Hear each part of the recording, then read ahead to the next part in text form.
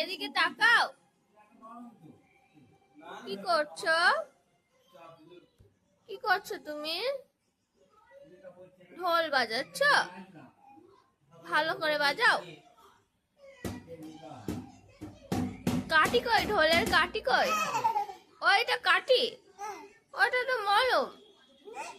হ্যাঁ, কাঠি নিয়ে আসো, কাঠি দিয়ে বাজাও।